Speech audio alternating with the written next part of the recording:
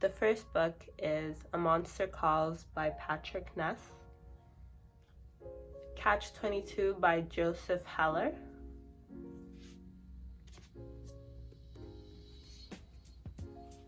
Men Without Women by Haruki Murakami,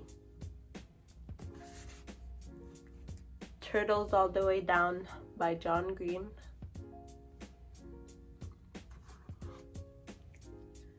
Being Mortal, The Ask and the Answer by Patrick Ness,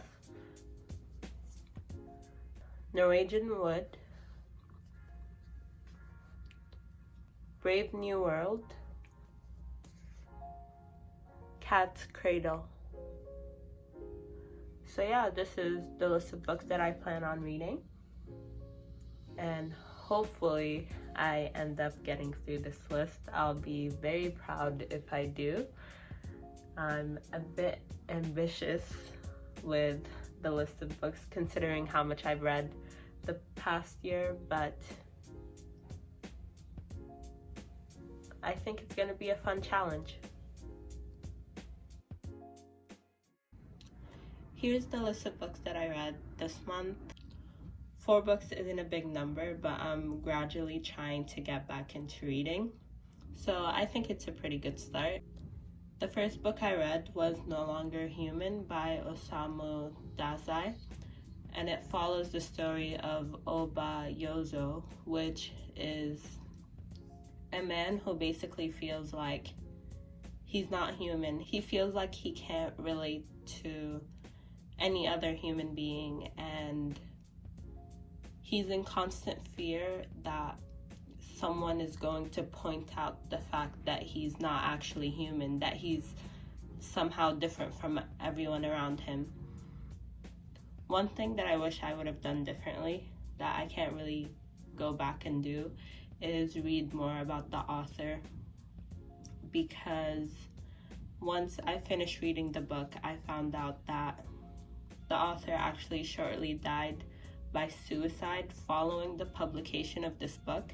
And although this book is a work of fiction, a lot of the events and some of the feelings portrayed mirrored a lot of the author's life. I think I would have appreciated it a lot more had I known that before reading it. It's a really heavy read. Although I couldn't relate to a lot of what the main character went through, I feel like I've experienced some of these emotions at some point in my life. I doubt I'll ever come across another book like it that discusses things relating to identity and just feelings of sadness as raw as this book did. It's a bit hard for me to talk about this book, but it's definitely a book that I keep thinking about and keep returning to. I definitely think that it's had a big impact on me, and if there's any book from the list of books here that I read this month that I would recommend someone else to read, it would definitely be this book. Well, this book and The Stranger, but The Stranger has been my favorite for a while now, so yeah. The second book I read was Little Fires Everywhere by Celeste Ng. To be honest, going into this book, I didn't know anything about it. I didn't even know the genre, honestly. The first 50 to 100 pages I didn't really enjoy, but I'm really glad that I stuck with it and finished the book, because although it's not one of my favorites, it's a book that I don't think I would have picked up had I known what it was about, but I'm really glad that I picked it up. Basically, you're following these two families, these two very different families. The parts that stood out to me were the parts relating to motherhood, because it's not something that I've read about before. It's not really something that I've thought about either. So seeing those ideas and seeing a topic that I've never really explored on my own, explored within this book, was really interesting, and I definitely learned something out of it, something about myself and my thoughts and beliefs on different things as well. And after the first 100 pages, I just kind of started connecting with all of the characters. I think that the characters were fleshed out in a really beautiful way, and none of the characters were one-dimensional, I don't think. Which I think some books fail at doing.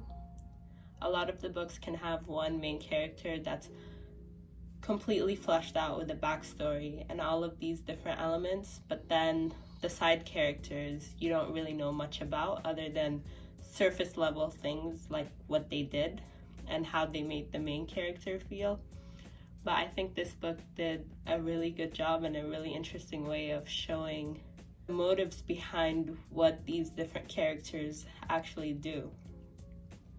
I think that people are going to have different opinions, and different parts of this book are going to stand out to different people, which I think is the beauty of any story. But I think this book in particular is going to achieve that in a way that some other books failed to do. So I'm really glad that I read it. I really enjoyed it. The third book I read was The Stranger by Albert Camus. This has been my favorite book for a while now. I think I read it first when I was in 8th grade or 9th grade. This book has been influential for me and the person that I've become, and I thought it was a good time to reread it because I haven't read anything in a while. The Stranger follows the story of a man who's basically indifferent to a lot of the things that society values. So from the first page, you get a sense that although his mom just died, he doesn't really know when she died, and that's perfectly summed up within the first sentence of the book. And that sets the tone for a lot of the story. Why this book was so influential to me is because this is where my interest in philosophy first began. So this idea of absurdism and the absurd first got introduced to me through this book, and it was like something I've never heard before. And it definitely got me more interested in different schools of thought within philosophy. I find that although I don't necessarily believe in a lot of the schools of thought that I read about, it's important for me to challenge my established beliefs. Last book I read, which I finished this morning, was Never Let Me Go by Kazuo Ishiguro. This story is basically about Kathy, Ruth, and Tommy, and it's told from the perspective of Kathy. It's basically Kathy looking back on different memories and different things that happened within her friend group. A big focus in the book is memories and the importance of memories and how people can live on through the memories that other people have of them. A connection to a lot of what Kathy was talking about and the way that she was remembering different people within her life. A lot of the times throughout the story, Kathy would have trouble remembering certain things, or there would be contradictions between the way in which she remembered something happening and the ways that other people remembered things happening. And I thought that was really interesting because usually books are like, okay, this happened and then this happened and then this happened. But because there was some ambiguity to the way that it felt a lot more real, just because no one's memory is perfect. The minute that something happens, we immediately start to forget how it happened. regardless of how differently you remember something, I think it's a lot harder to forget how that event or that person made you feel. So although Kathy forgot a lot of the details within different events that occurred, she clearly recalled how those moments made her feel.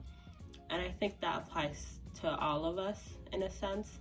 There's a lot of layers to the story, and I'm really glad that I read it, and I hope I reread it in the future because I definitely don't think I got everything that I could have from this book. So those were the books I read this month, and I really liked them. I never really documented thoughts on books like this, so if some of the ideas seem disconnected, that's why. But hopefully in the future I get better at communicating my thoughts on different books and different parts of books, because it's definitely something that I want to keep doing.